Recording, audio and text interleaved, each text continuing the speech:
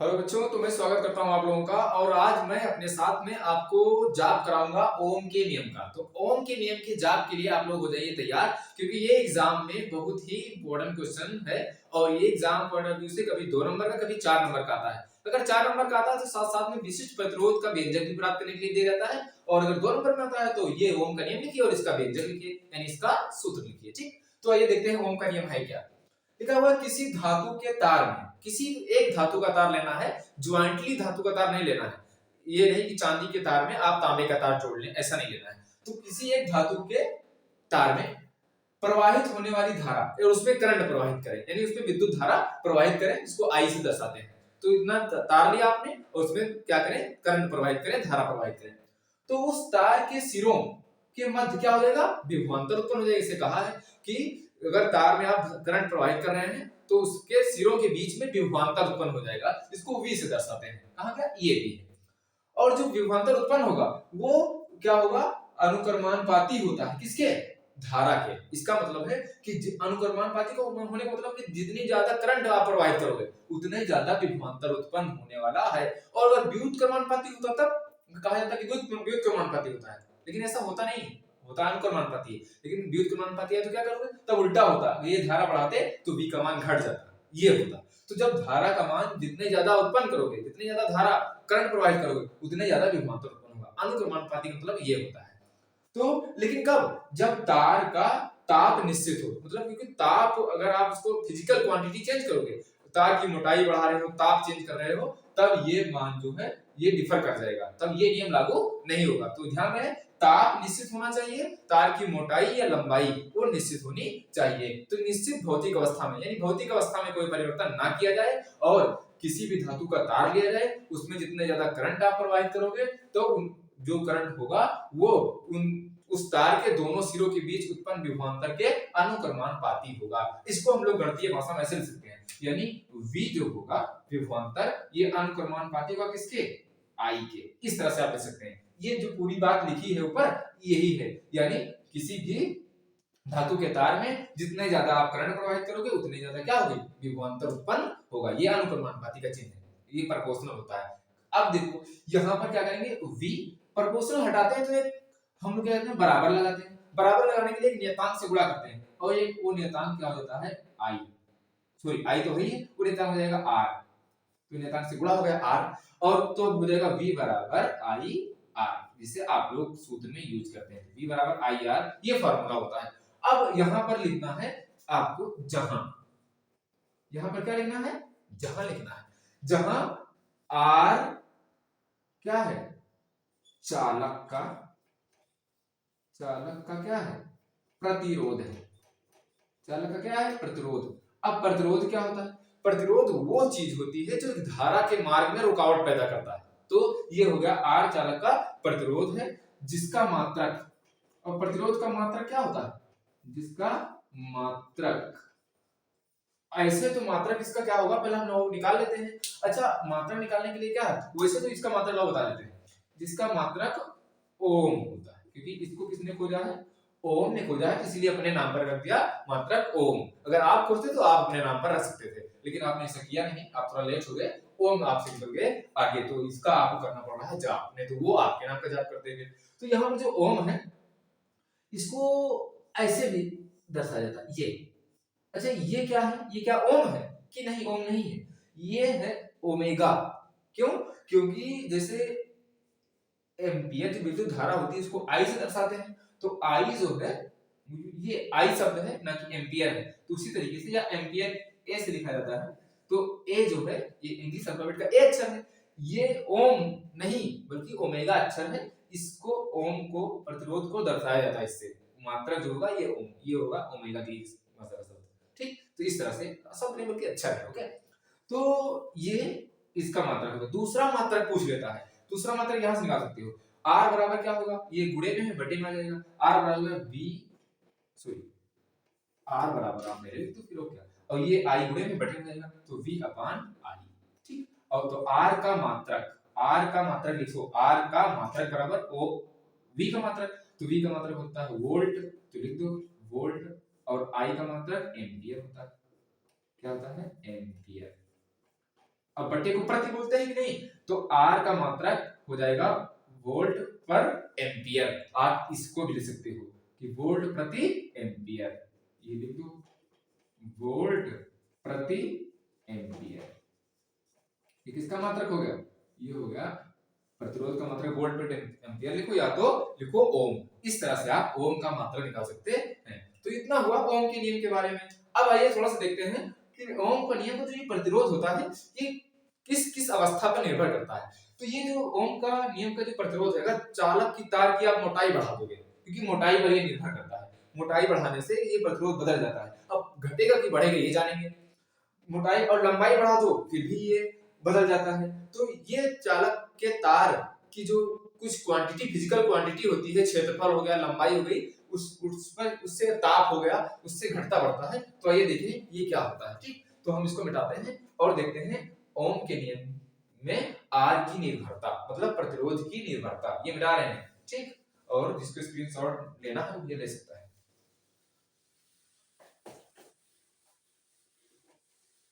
अब देखेंगे कि आर जो है ओम के नियम में, ओम के नियम में आर यानी प्रतिरोध, आर क्या है, प्रतिरोध की निर्भरता, मतलब किस पर निर्भर करता है। तो आपको पता है कि अगर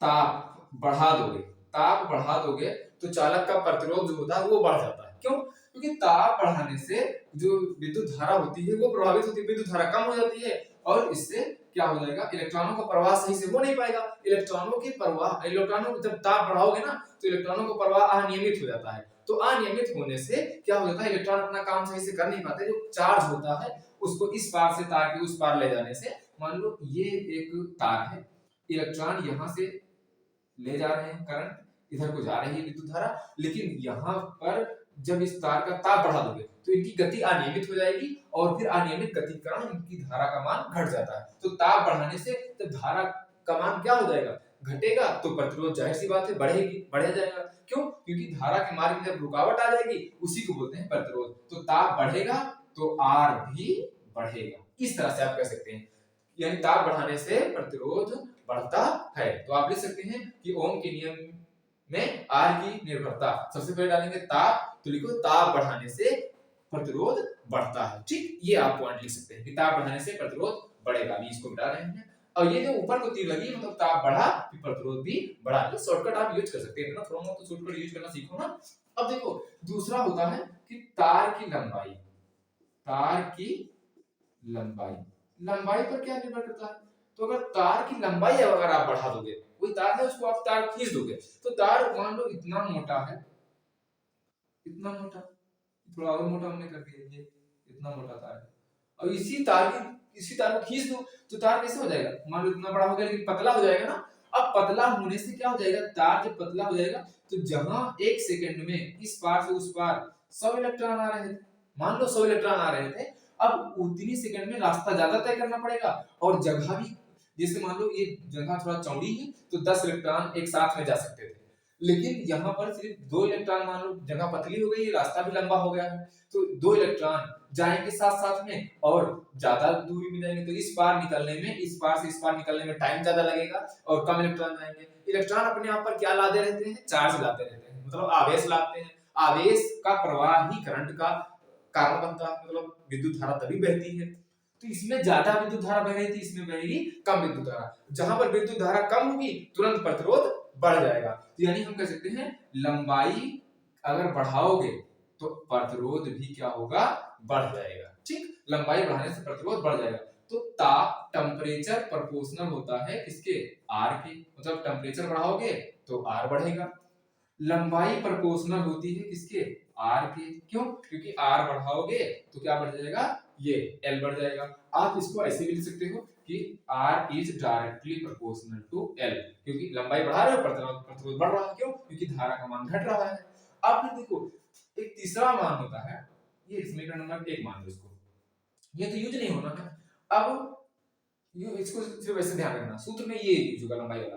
अब कास्ट का क्षेत्रफल होता है, यानी तार का क्षेत्रफल लिख दो, तार का क्षेत्रफल, क्षेत्रफल मतलब हो जाएगा मोटाई, अनुप्रस्थ काट का क्षेत्रफल होगा ये वाली मोटाई, ये वाली मोटाई। तो तार का अनुप्रस्थ काट का क्षेत्रफल बढ़ा दोगे तो क्षेत्रफल जैसे तार इतना मोटा था इसको और मोटा कर दोगे, इतना मोटा कर दिया तो बताओ इतना मोटा करने पर ये जब बढ़ाया तो इससे क्या होगा, ज्यादा मात्रा में इलेक्ट्रॉन आएंगे। 100 आ रहे थे अब 1000 एक साथ में निकल आएंगे, तो जब एक साथ आएंगे तो ज्यादा इलेक्ट्रॉन आएंगे तो करंट ज्यादा चलेगा, तो ज्यादा करंट चलने से क्या हो जाएगा, फिर इसमें विद्युत तेज चलेगी, मतलब है कि प्रतिरोध इसका लो हो जाएगा। प्रतिरोध मतलब करंट ज्यादा चला तो प्रतिरोध जाहिर सी बात है कम हो जाएगा।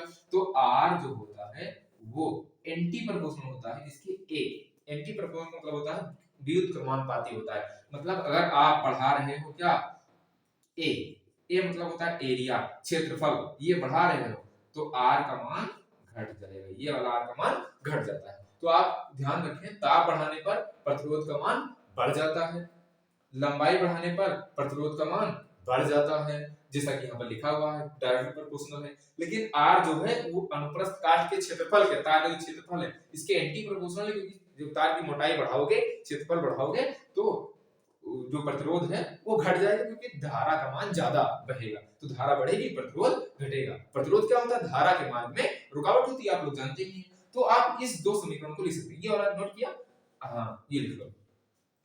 अब देखो फिर यहाँ पर ये समीकरण नंबर 2 आया, इन दोनों समीकरणों को आप मिलाओ तो यहाँ पर आर यहाँ पर आर, तो दोनों हो गए आर मान लो, ठीक आर हो गया, और प्रोपोर्शनल यहाँ प्रोपोर्शनल यहाँ, ऊपर है एल तो ऊपर हो गया एल, एक है तो एक रहने दो, बच्चे है ए, तो आर प्रोपोर्शनल टू एल बटे ए आ गया। अब यहाँ पर हम लोग लिखते हैं, यहाँ पर जब लिखेंगे तो आप जानते हैं प्रोपोर्शनल हटाते हैं तो बराबर लगाते हैं, तो आर लिखेंगे, प्रोपोर्शनल हटाया बराबर लगाया, जब बराबर लगाते हैं तो नियतांक से गुणा करते हैं और वो नियतांक हो गया रो, और ये हो गया रो और एल अपान ए। अब इस रो को बोलते हैं, लिख दो जहां, क्या लिखोगे, जहां रो एक नियतांक है, क्या है, नियतांक है, जिसे चालक का क्या कहते हैं, चालक का थोड़ा अलग लिखते हैं, चालक का विशिष्ट प्रतिरोध कहते हैं। तो अगर विशिष्ट प्रतिरोध की बात की जाए तो वो है रो, विशिष्ट प्रतिरोध कहते हैं, ठीक। तो ये जो रो है ये विशिष्ट प्रतिरोध हो जाएगा, ये भी एक हो जाएगा नियतांक। तो आप इस तरह से इसको लिख सकते हैं। अगर आप पूछ लिया जाए कि विशिष्ट प्रतिरोध का मात्रा क्या होगा तो आप यहां से विशिष्ट प्रतिरोध का मात्रा निकाल सकते हैं। ये आप लोगों ने लिख लिया, नहीं लिखा तो आप स्क्रीनशॉट लीजिए और फिर लिख लीजिए, तब मैं इसको मिटा करके बताऊं, ठीक। अब देखो यहाँ पर हमको किसका मात्रा निकालना है, मात्रा निकालना है रो का मात्रा। तो आर, अब ये देखो रो बराबर निकलेगा, अब बराबर रो बराबर क्या होगा, ये बटे में है गुणे में आ जाएगा, तो आर गुणे ए, और ये एल रो के गुणे में है तो ये बटे में आ जाएगा, बटे एल बराबर आ जाएगा रो। अब रो का मात्रक निकालना है, रो का मात्रक आ गया, आर का मात्रक पता है ओम होता है, ए का मात्रक गुणे लगा दो, ए का मात्रक मीटर स्क्वायर, क्योंकि ए है क्षेत्रफल, क्षेत्रफल का मात्रक मीटर स्क्वायर, बटे ये एल, एल मतलब होता है लंबाई, लंबाई का मात्रक मीटर, इधर मीटर ऐसे लिख दो, बराबर रो का मात्रक। अब देखो 1 मीटर यहाँ है, यहाँ पर मीटर गुणे मीटर 2 मीटर, 1 मीटर कर गया, तो ओम और मीटर बचा, तो रो का मात्रक क्या हो जाएगा, रो का मात्रक हो जाएगा क्या, ओम, ओ सॉरी ओम मीटर, ओम इंटू मीटर बोलो चाहे ओम मीटर बोलो, इस तरह से आप लिख सकते हैं। अब देखो एक चीज और, इसको आप दर्शा सकते हो ऐसे भी, ओम मीटर ऐसे भी लिख सकते हो, ओम को लिखो इस ओमेगा से और एम से लिखो मीटर को, तो यहाँ पर इस तरह से आप इनको आराम से लिख सकते हैं। तो ये हुआ आपका कुछ बेसिक ओम के नियम के बारे में, और यहाँ से आप इसको यहाँ तक ड्राइव कर सकते हैं। तो आज के लिए इतना ही, हम लोग मिलते हैं फिर किसी नेक्स्ट टॉपिक के साथ में बढ़िया से, और तब तक आप एंजॉय कीजिए। Thank you so much.